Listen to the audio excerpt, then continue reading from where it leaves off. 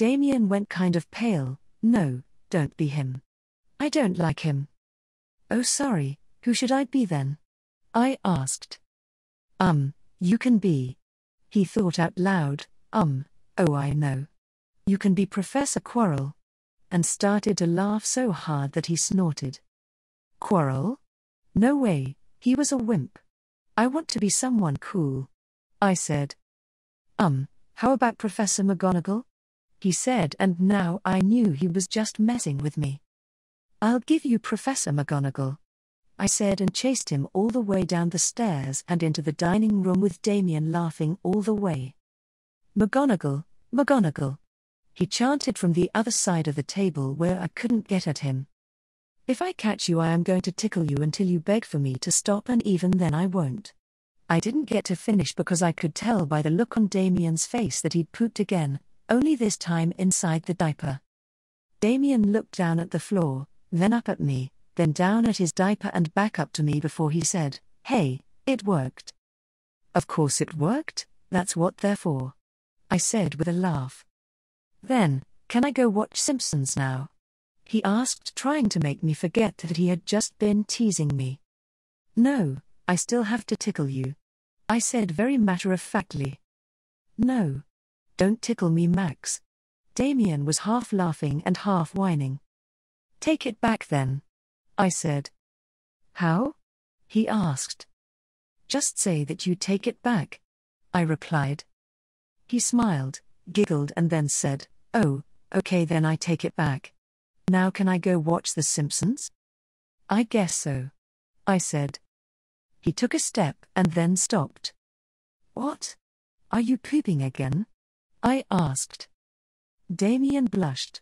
No, he said as though it was the dumbest question I could have asked him. Promise you won't tickle me? Okay, I promise, I said. Damien came around the table but was keeping his eye on me. He obviously still thought I was going to reach out and grab him, but then he shouted, "McGonagall," and ran to the living room. "You little monster you," I shouted and chased after him. I had him pinned to the floor and was tickling his ribs. He was kicking and squealing for me to stop. "You promised. You promised." "That was before you said it again," I said. "Uncle," he cried out. "That isn't going to stop me." I laughed. "Uncle, uncle, uncle," he screamed. "All you have to do is take it back and I will stop," I told him. "I take it back, I take it back," he squealed and threw his head around on the floor. When I finally let him up, he sat up on the floor and rubbed the back of his head. "You made me hurt my head again." "I didn't do anything that you didn't deserve," I said. "Kiss it and make it better," he said with a grin. "Ew. No way, you smell like poopy," I said. "That's 'cause you made me poop when you were tickling me," he said with his bottom lip sticking out like he was pouting. "Ah. Did I make the little man go poo-poo?" I teased, wondering how he would take it. Damien launched himself at me and for a second I thought he was going to attack, but instead he wrapped his arms around my neck and said, "Take me upstairs for another bath." "Why should I?" I said, wrapping my arms around him and squeezing tighter than a hug but not as tight as a bear hug. "Oh.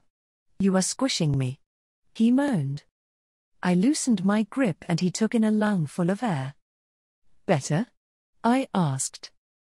"Uh-huh," he said, laying his head down on my shoulder and pressing his body against mine.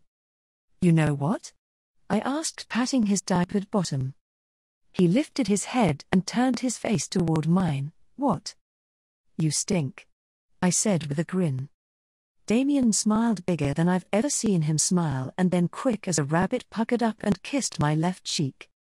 "Ew, what did you do that for?" I asked. "Because," he said with that same big smile. I wiped at my cheek and complained, "Yeah, but now I have Damien germs all over my face."